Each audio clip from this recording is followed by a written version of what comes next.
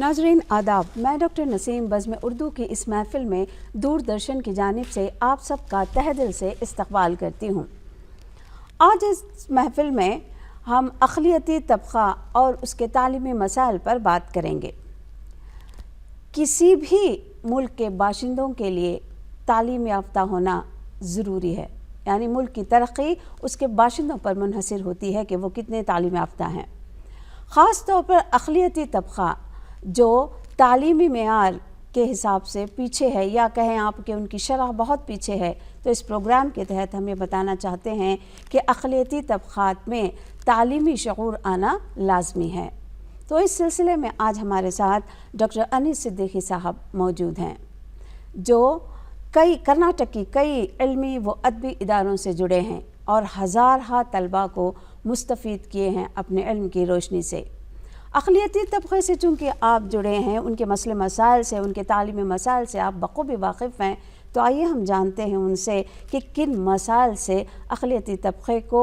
دوچار ہونا پڑ رہا ہے اور ان مسائل کا حل کیا ہے۔ تو ڈاکٹر صاحب، دوردرشن میں آپ کا استقبال کرتی ہوں۔ بہت تو بہت ہمیں شکریہ۔ سب سے پہلے بتائیں، اقلیتی طبقے کے کون سے تعلیمی مسائل ایسے ہیں جو حکومت کی جانب سے مہیا کی گئی ہیں؟ سب سے پہلے تو میں گفتگو کا آغاز کرنا چاہوں گا وہاں سے جہاں سے ہم دیکھتے ہیں کہ سارے ہندوستان میں جی ایک قانون اور ایک جسے آپ کہیں گے کہ آئین کام کرتا ہے، اور ایسی مثال آپ کو دنیا بھر میں کہیں نہیں ملے گی کہ ہندوستان تکثیریت میں وحدت کا ایک بہت ہی عمدہ نمونہ ہے۔ یہاں ہر مذہب کے، ہر زبان کے، ہر تہذیب و ثقافت کے لوگ بستے ہیں، تو لہٰذا جب ہندوستان آزاد ہوا اور ہندوستان کے آئین کے معماروں نے جب دستور بنایا، تو وہاں آپ نے دیکھا کہ ہر شہری کے لیے مساوی حقوق دیے گئے ہیں، جہاں نہ کسی کے مذہب کی بات آتی ہے، نہ کسی کی زبان کی بات آتی ہے، سبھی کے لیے ہمارا آئین یکساں حقوق فراہم کرتا ہے۔ اس کے علاوہ ہمارے آئین کی خاص بات یہ ہے کہ ہمارے آئین میں اقلیتوں کے لیے بالخصوص خاص طرح کی دفعات تیار کی گئی ہیں جو اقلیتی طبقے کو بہت سارے علیحدہ حقوق فراہم کرتی ہیں۔ اب آپ دیکھیں گے کہ ہندوستان میں آزادی کے بعد محکمہ اقلیتی بہبود کی جو وزارت ہے، اس کے نیشنل مائنارٹی کمیشن نے ہندوستان میں طبقات کی بنیاد پر 6 ایسے طبقوں کی نشاندہی انہوں نے کی ہے اور ان کو اقلیتوں کی زمرے میں شامل کیا ہے، جس میں سب سے پہلے مسلمان ہیں جو سب سے بڑی اقلیت سمجھی جاتی ہے، عیسائی ہیں، سکھ ہیں، پارسی ہیں، جین ہیں، بدھسٹ ہیں۔ اس طرح سے یہ 6 جو طبقات ہیں ہندوستان میں مائنارٹی کے زمرے میں آتے ہیں، اقلیتی طبقے کے زمرے میں آتے ہیں۔ تو لہٰذا ہمارے آئین کی 2 دفعات بالخصوص اقلیتوں کو خصوصی مراعات فراہم کرتی ہیں۔ ایک تو دفعہ 29 ہے، جس کے ذریعے آئین ہمیں حق دیتا ہے کہ تعلیمی اداروں میں، ہندوستان کی کسی بھی جگہ پر کے تعلیمی اداروں میں آپ مذہب کی بنیاد پر، زبان کی بنیاد پر یا تہذیب کی بنیاد پر طلباء کے درمیان تفریق نہیں کر سکتے۔ دوسری جو دفعہ ہے، جسے دفعہ 30 کہیں گے آپ، اس کا مقصد یہ ہے کہ اس دفعہ کے تحت اقلیتی طبقہ اپنے تعلیمی ادارے خود قائم کر سکتا ہے، اپنے تعلیمی اداروں کا انتظام اور انصرام وہ خود دیکھ سکتا ہے۔ یہ آزادی ہے، اور حکومت کو ان تعلیمی اداروں کو دیگر تعلیمی اداروں کی طرح انہیں بھی مالی امداد دینی چاہیے۔ یہ جو ہے آئین ہمیں یہ حقوق دیتا ہے۔ تو لہٰذا ان دفعات کی روشنی میں آپ دیکھیں گے کہ مرکزی حکومت ہندوستان کی اور ہماری ریاست کرناٹک کی حکومتیں الگ الگ اسکیمات کے ذریعے، الگ الگ آپ کہیں گے کہ اسکالرشپس کے ذریعے، الگ الگ منصوبوں کے تحت وہ اقلیتوں میں تعلیم کی شرح کو بڑھانے کے لیے مسلسل کوششیں کر رہی ہیں۔ جہاں تک پہلے ہم جائزہ لیں مرکزی حکومت کا، تو وہاں آپ دیکھیں گے کہ کئی طرح کی اسکالرشپس ہیں اور کئی ایسی اسکیمات ہیں کہ ایک اقلیتی طبقے کا ایک طالب علم، ایک بچہ پرائمری اسکول سے لے کر کے وہ بیرون ملک کی تعلیم تک بھی وہ حکومت کی سہولتیں آسانی سے حاصل کر سکتا ہے۔ یہ سہولت دی گئی ہے۔ پرائمری اور ہائی اسکول کے لیے کیا مراعات حاصل ہیں؟ پرائمری دونوں کا الگ ہے طریقہ کار؟ نہیں، پرائمری اور اسکول دونوں جگہوں پر آپ دیکھیں گے کہ ایک طرح کی سہولتیں ہیں. سب سے پہلے تو یہ کہ جو ہے جو اسکیمات ہیں وہ جیسے میں نے بتایا کہ پرائمری جماعت سے لے کر کے اعلیٰ تعلیم تک بھی آپ ساری سہولتیں فراہم کر سکتے ہیں. جیسے آپ نے ابھی بتایا کہ یہ جو پرائمری اور ہائی اسکول کی سطح پر جو مراعات حاصل ہیں تو آپ دیکھیں گے کہ حکومت اقلیتی تعلیمی ادارے جو ہیں سرکاری سطح پر جو چلائے جا رہے ہیں ان پر وہ بہت نظر رکھتی ہے اور اس کی جو ہے بہتری کے لیے، اس کے اچھے انفراسٹرکچر کے لیے، تعلیمی سہولتوں کی فراہمی کے لیے نئی جو عمارتوں کی تعمیر لیجئے یا کلاس رومز کی تعمیر لیجئے، اور پھر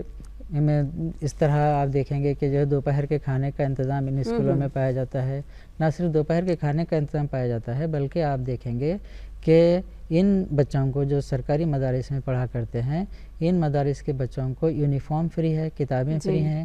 اس طرح سے بہت ساری سہولتیں مالی امداد دی جاتی ہے یا وہ نہیں، چیزیں یہ تو ان تک مہیا؟ مالی امداد جو ہے ان بچوں کو دی جاتی ہے جو ہاسٹل میں نہیں رہ پاتے، جو باہر ہیں. ان کے لیے کرناٹک کی ایک خاص اسکیم ہے جسے ودیا شری اسکیم کہتے ہیں. اس اسکیم کے تحت ایک طالب علم کو ماہانہ 1500 روپے کی مدد دی جاتی ہے جو ہاسٹل میں نہیں رہتے. ورنہ عام جو بچے ہیں ان بچوں کے لیے تو مڈ ڈے میل فری ہے، یونیفارم فری ہیں، اور پھر کتابیں کاپیوں کی بھی سہولتیں ان کو دی گئی ہیں. اور جہاں تک ریاست کرناٹک کی بات ہے تو یہاں سے لسانی فارمولے کے تحت اسکولوں میں تعلیم ہوتی ہے، اور اقلیتی طبقے کے بچوں کو کنڑا سے واقف کرانے کے لیے ان اسکولوں میں زبان دوم کی حیثیت سے کنڑا پڑھایا جاتا ہے، اور اردو اسکولوں میں خاص طور سے کنڑا ٹیچر کا بھی انتظام حکومت کی جانب سے کیا گیا ہے. تو اس طرح سے حکومت تو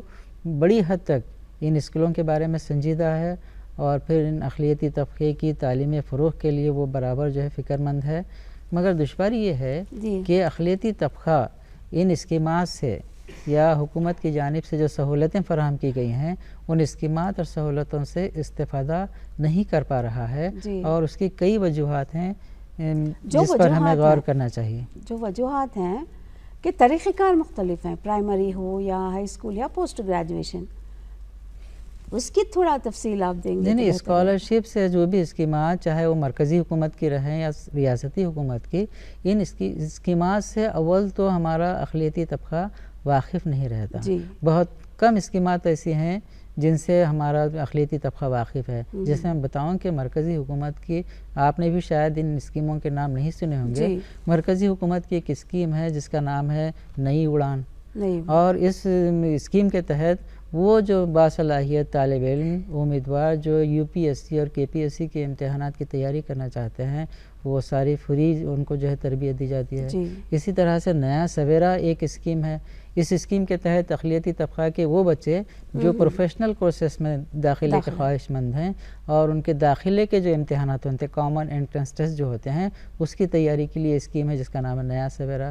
پڑھو پردیس ایک اور اسکیم ہے جو اگر بیرون ملک اگر ہم پڑھنا چاہیں تو اس کے لیے وہ سہولتیں فراہم کرتی ہے. تو بہت ساری ایسی اسکیمیں ہیں جن سے ہمارا طبقہ واقف نہیں ہے. یہ جو اسکیموں کا تذکرہ آپ نے کیا یہ مرکزی سطح کی ہیں؟ یہ مرکزی سطح کی جن کا میں نے بھی ذکر کیا. اسی طرح سے ریاستی سطح پر بھی آپ دیکھیں گے کہ پری میٹرک اسکالرشپ ہے، پوسٹ میٹرک اسکالرشپس ہیں. اس کے علاوہ مینس اینڈ میرٹ اسکالرشپ ہے جو پی یو سی تا پروفیشنل کورسز کے طلباء کے لیے فراہم کی جاتی ہے. ان کے علاوہ بھی آپ دیکھیں گے کہ وہ طلباء جو باصلاحیت ہیں، جو ہونہار ہیں، جن کے نتائج بہت اچھے ہوتے ہیں، ان کو ترغیبی امداد سے بھی نوازا جاتا ہے. اگر آپ جرنلزم کا کورس کر رہے ہیں، اگر آپ بی ایڈ کر رہے ہیں، خاص طور سے میں ذکر کرنا چاہوں گا کہ وہ طالبات وہ لڑکیاں جو بی ایڈ میں تعلیم حاصل کر رہی ہیں محکمہ اقلیتی بہبود کی طرف سے سالانہ 25,000 روپے کی مالی جو ہے ان کو امداد دی جاتی ہے. ایسی ساری اسکیمات تو موجود ہیں مگر ہم ان سے بے بہرہ ہیں. اس کی کئی وجوہات ہو سکتی ہیں جس پر گفتگو کی جا سکتی ہے. صحیح بات کہی آپ نے، لیکن آپ نے بتایا کہ یہ مرکزی سطح پر ہیں، یہ ریاستی سطح پر یہ اسکالرشپس دے جاتی ہیں یا مالی امداد حاصل کی جا سکتی ہے، چاہے وہ پرائمری ہو یا ہائی اسکول ہو یا پوسٹ گریجویشن ہو. ان سے استفادہ حاصل کرنے کا طریقہ بتائیں تو بہت بہتر رہے گا. جیسے میں نے ابھی عرض کیا کہ ہمارا جو طبقہ ہے جن پر گفتگو ہم کر رہے ہیں اقلیتی طبقہ، وہ سیاسی سماجی اعتبار سے باشعور نہیں ہے. جی یہاں دو طرح کے مسائل ہیں. اول تو یہ کہ جو ہے اسکیمات سے واقف ہونا چاہیے، اور پھر دوسرے سطح پر آپ دیکھیں گے کہ اسکیمات سے استفادہ کس طرح سے کیا جائے اس کی بیداری اس طبقے میں پیدا کی جانی ضروری ہے. یہ سب سے ضروری. مگر ہم دیکھتے ہیں پہلے کے مقابلے میں، ماضی کے مقابلے میں موجودہ زمانے میں، جسے آپ سائنس اینڈ ٹیکنالوجی کا زمانہ کہتے ہیں، تو اب یہ اسکالرشپس کا یا ان اسکیمات سے استفادے کرنے کا جو معاملہ ہے وہ بہت ہی آسان ہو گیا ہے. اس لیے کہ اب ساری جو درخواستیں آپ کو دینی ہیں وہ آپ کو جو ہے آف لائن نہیں دینی ہیں، آپ کو کوئی فارم فل اپ کرنا نہیں ہے، آپ کو کسی دفتر کے چکر نہیں کاٹنے ہیں. دفتر کے چکر کاٹنے کے علاوہ آپ کو کسی درمیانی کسی اور شخص کی ضرورت نہیں ہے. آپ اپنے موبائل کے ذریعے، آپ اپنے کسی بھی انٹرنیٹ سینٹر کے ذریعے آپ گھر بیٹھے اپنی درخواست داخل کر سکتے ہیں، اور اس کے لیے جو ضروری اسناد ہیں وہ بھی آپ آن لائن داخل کر سکتے ہیں. مگر چونکہ اس نئی ٹیکنالوجی سے یہ طبقہ واقف نہیں ہے تو لہٰذا یہ دوسروں پر منحصر رہتا ہے، جس کی وجہ سے اس سے استفادہ کم ہمیں نظر آتا ہے جتنی سطح پر ہونا چاہیے. طریقہ کار بتانا چاہیے. تو اس کے لیے جیسا کہ آپ دیکھیں گے کہ اس کے لیے ہماری جو مختلف جو تنظیمیں کام کر رہی ہیں، چاہے این جی اوز ہو یا فلاحی ادارے جو سماج اور معاشرے کی بہتری کے لیے کام کرتے ہیں یا فکر مند رہتے ہیں کہ سماج کو ترقی کے راہوں پر گامزن کیا جائے، تو ان انجمنوں کا، ان تنظیموں کا کام ہے کہ وہ سماج کے اس طبقے میں جو بہت زیادہ پسماندہ ہے، جن کے پاس سیاسی اور سماجی شعور نہیں ہے، جو نئی ٹیکنالوجی سے واقف نہیں ہے، ان این جی اوز کا یا ان فلاحی تنظیموں کا کام ہے کہ وہاں وہ بیداری شعور کے لیے کام کریں. اول تو انہیں اسکیمات سے واقف کرائیں کہ اس طرح کی اسکیمات ہیں، اور پھر ان اسکیمات سے کس طرح استفادہ کیا جا سکتا ہے، اس کا طریقہ کار کیا ہے، وہ جو ہے اس طبقے کو واقف کرایا جائے تو شاید یہ ممکن ہو سکے. سب سے بڑا مسئلہ یہ درپیش آ رہا ہے کہ اقلیتی طبقے کی آپ بات کریں، گاؤں میں گاؤں سے جڑا ہوتا ہے، وہاں انٹرنیٹ جیسی سہولیات نہیں ہوتی،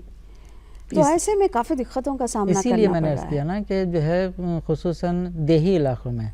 رورل ایریاز میں جہاں ہمارے بچے پڑھ رہے ہیں، ان کے لیے یہ الگ سے مصیبت ہے کہ وہاں آپ کو انٹرنیٹ کی سہولتیں نہیں رہتی ہیں، اور پھر جس طرح سے شہروں میں آپ کو انٹرنیٹ سینٹرز مل جاتے ہیں وہ دیہی علاقوں میں نہیں ملتے، تو ظاہر ہے لامحال انہیں شہروں کا رخ کرنا پڑے گا. اس کے لیے بھی جیسے میں نے ابھی عرض کیا نا، فلاحی تنظیموں کا کام یہ ہے کہ وہ ایک ایک سینٹر بنائیں، یا ایسے وقت میں جب کہ اسکالرشپس کا جو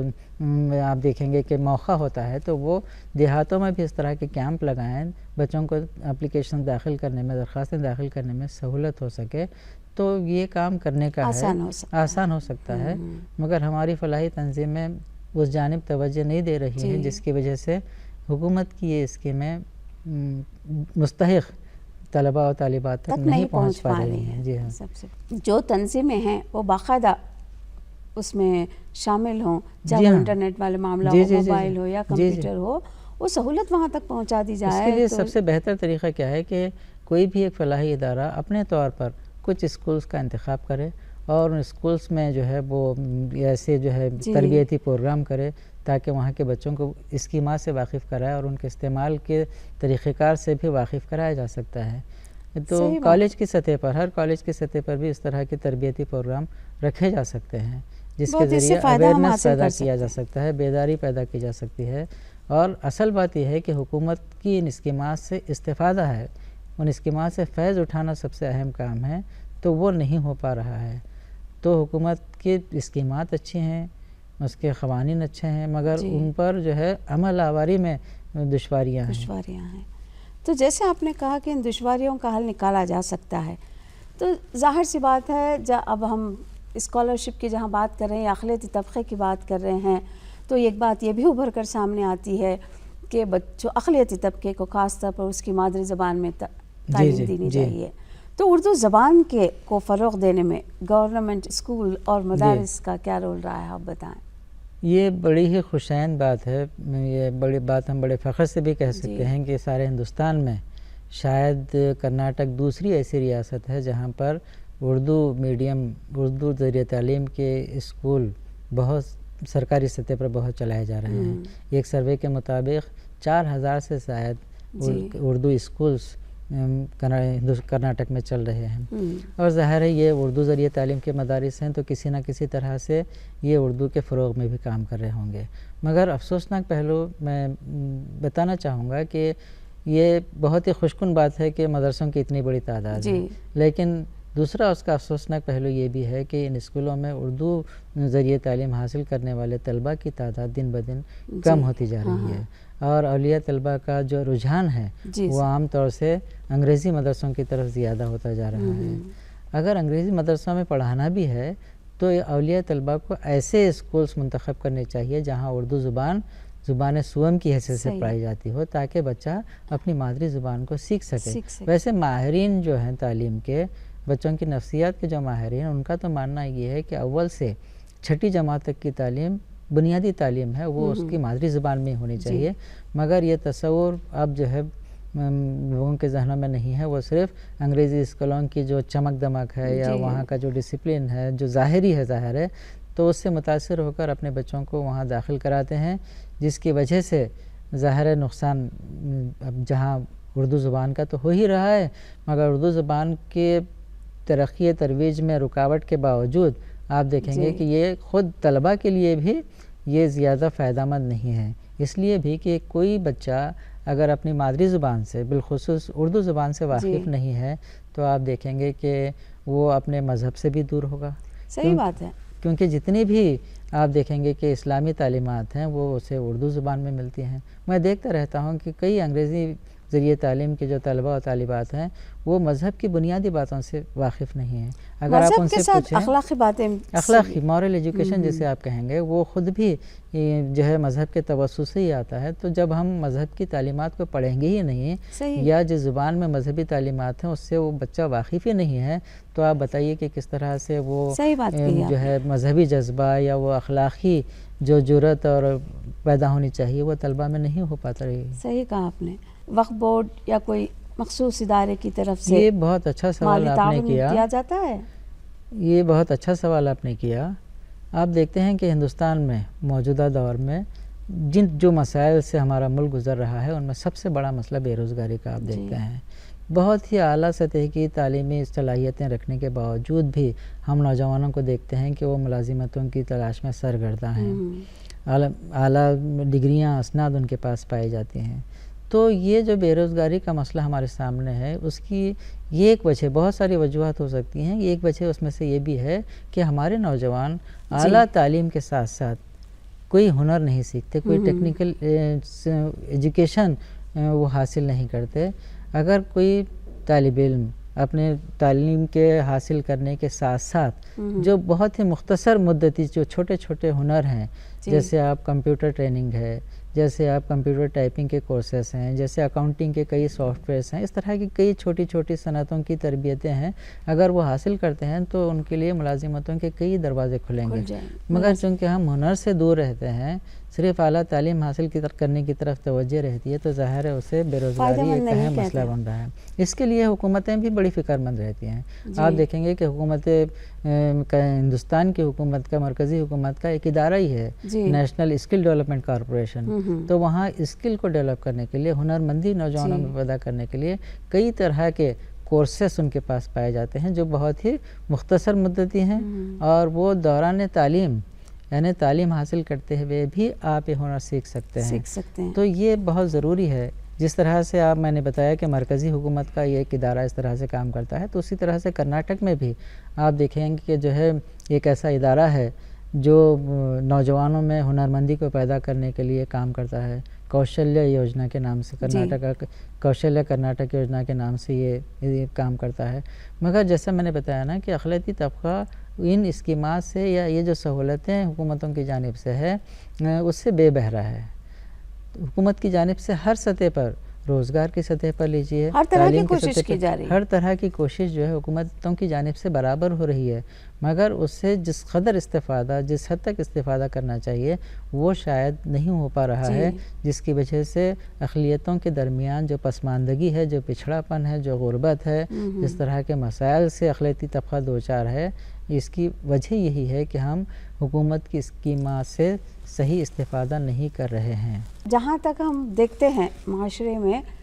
اگر ہم پوچھتے بھی ہیں کہ کیوں آپ نے اسکول اور آگے نہیں پڑھایا بچوں کو، تو مالی پریشانیوں کا، گھما پھرا کے مالی پریشانیوں کا سب سے بڑی وجہ وہی جو ہے سامنے آتی ہے ہمارے۔ یہ جو اقلیتی طبقے ہیں مکمل طور پر کس طرح تعلیمی میدان میں انہیں آگے لایا جا سکتا ہے؟ میں نے بیداری لانے کی ضرورت ہے، تعلیم کی اہمیت کو، تعلیم کی افادیت کو جو ہے ظاہر کرنے کی ضرورت ہے۔ تو جو علم کے حصول کے لیے جیسی ہونی چاہیے ہم نہیں دیکھتے، تو اس کے لیے NGOs کو آگے آنا چاہیے۔ اور میری نظر میں صاحب ثروت جو لوگ ہیں جو مختلف الگ الگ جگہوں پر اسراف سے کام لیتے ہیں، فضول خرچی کرتے ہیں، ان کو چاہیے کہ اپنے آس پاس کے 2-3 بچوں کو تعلیمی طور پر کفالت کریں۔ اور پھر ہم جو اقرا کے ماننے والے ہیں، اقرا کے جو پیروکار ہیں، اور ہم ہی اس لفظ کے مفہوم سے واقف نہیں ہیں، تو اس جانب جو ہے ہمیں توجہ دینے کی ضرورت ہے۔ اگر ان چیزوں پر ہم سنجیدگی سے غور کریں تو بہت ممکن ہے کہ اقلیتی طبقات بھی دیگر طبقات کے مقابلے میں تعلیمی میدان میں اور اونچی منزلوں تک پہنچ سکیں گے۔ بہت بہتر بات کہی آپ نے کہ صرف اگر اقلیتی طبقے کا ہی مسئلہ نہیں ہے، یہ اس میں سمجھتی ہوں کہ ہر پڑھا لکھا نوجوان، اساتذہ، طلبہ سب کو آگے آنا چاہیے، جہاں تعلیم عام کرنے کا مسئلہ۔ ظاہر سماج کو جب ہمیں بدلنا ہے، سماج میں اگر آپ چاہتے ہیں کہ جو ہے اس کا فروغ ہو، سماج میں خوشحالی اور ترقی آئے، تو یہ کسی ایک ادارے کا کام نہیں ہے، یہ ہر فرد کا کام ہے۔ ہر فرد اپنی ذمہ داری نبھائے گا تو یقیناً یہ اقلیتی طبقات بھی ترقی کریں گے اور ہمارا ملک بھی ترقی کی طرف گامزن ہوگا۔ بہت بہتر بات کہی آپ نے۔ تو ناظرین، ڈاکٹر انیس صدیقی صاحب نے اقلیتی طبقے کے تعلیمی مسائل کا حل آپ کے سامنے رکھا۔ یہ صرف حکومت کی جو اسکیمیں آئی ہیں وہ اقلیتی طبقے تک نہیں پہنچ پا رہی ہیں، تو ظاہر ہے جو اقلیتی طبقے کے لیے رہنما ثابت ہوں گے وہ ہیں NGOs ہیں، مختلف تعلیمی ادارے ہیں، ان کا کام بھی بنتا ہے کہ وہ صحیح طور پر رہنمائی کریں۔ اور ساتھ ہی ڈاکٹر صاحب نے یہ بات بھی بتائی کہ اگر آپ بیجا خرچ کرتے ہیں، جن کے پاس پیسہ ہوتا ہے وہ اگر 1 یا 2 بچوں کے تعلیمی ذمہ داریوں کو قبول کر لے تو ظاہر ہے یہ ناخواندگی کی جو شرح ہے وہ کم ہو سکتی ہے۔ سب سے اہم بات وہ یہ ہے کہ تعلیم سے مستفید ہونے کے لیے جو چیزیں چاہے وہ مرکزی حکومت دے رہی ہے یا ریاستی حکومت، اس سے بھرپور استفادہ آپ حاصل کریں، تبھی جا کر ہم ترقی کی راہ پر گامزن ہوں گے اور ہمارا ملک ترقی یافتہ ملک کہلائے گا۔ تو ڈاکٹر صاحب تشریف لانے کے لیے دوردرشن میں اور اتنی مفید باتوں سے ہمیں نوازنے کے لیے میں دوردرشن کی جانب سے شکر گزار ہوں آپ کی۔ شکریہ۔ ذاتی طور پر شکر گزار ہوں کہ آپ نے مجھے گفتگو کا موقع عنایت فرمایا۔ بہت بہت شکریہ۔ شکریہ۔